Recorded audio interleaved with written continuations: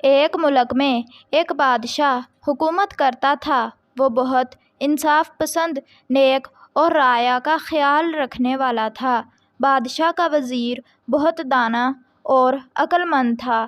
وہ بادشاہ کو اچھے اچھے مشورے دیتا جو رعایا کے لیے بہت فائدہ مند ہوتے۔ وزیر اب بہت ضعیف ہو چکا تھا۔ وہ بادشاہ کے والد کا بھی وزیر رہا تھا۔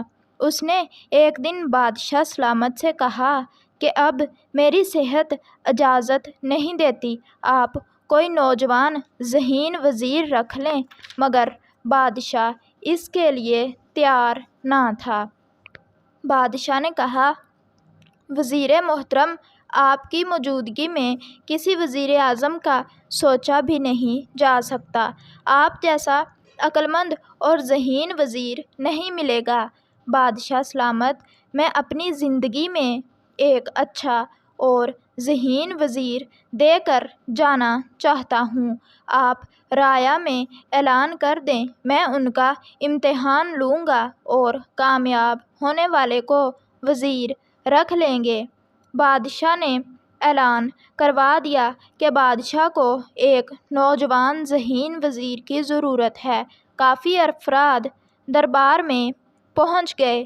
وزیر نے کہا، سوالوں کے جواب چاہئیں، اگر جواب مل جائیں تو دربار میں آ جائیں، ورنہ آنے کی زحمت نہ کریں۔ سوال جاننے سے پہلے آپ سے ایک چھوٹی سی ریکویسٹ ہے کہ اگر آپ چینل پر نیو ہیں تو چینل کو سبسکرائب اور ویڈیو کو لائک کر دیں، شکریہ۔ وہ سوال یہ ہیں۔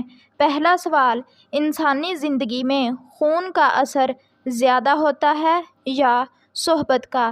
دوسرا سوال ہے، اب ہے تب ہوگا، نہ اب ہے نہ تب ہوگا؟ دونوں سوال سن کر سب لوگ واپس چلے گئے۔ آخرکار ایک ماہ بعد ایک شخص حاضر ہوا اور کہا، بادشاہ سلامت، آپ کے دونوں سوالوں کے جواب لے آیا ہوں۔ سبھی حیران تھے کہ سوالوں کی سمجھ نہیں آئی اور جواب بھی لے آیا۔ اس نے کہا، پہلے سوال کا جواب صبح دوں گا۔ دوسرے سوال کا جواب یہ ہے، یہ 3 دینار تھے، 1 دینار کا پنیر لے آیا تھا، اس کی مٹھاس چکھیں، یہ اب ہے۔ 1 دینار یہ مسجد میں دے دیے ہیں، اس کا ثواب تب ہوگا جب آپ وفات پا جائیں گے۔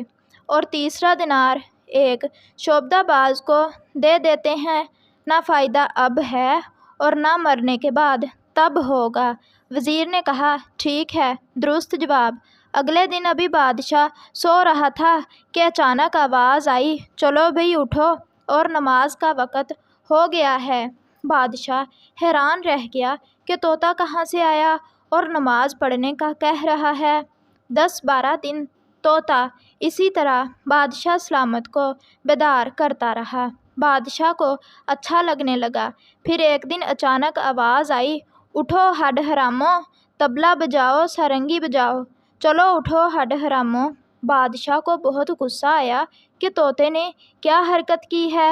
بادشاہ نے فوراً خادم کو بلایا اور حکم دیا کہ اس نامراد کو پکڑو، جب دربار لگے تو اسے پیش کرنا کہ کس کی اتنی جرأت ہوئی۔ خادم طوطا لے کر چلا گیا۔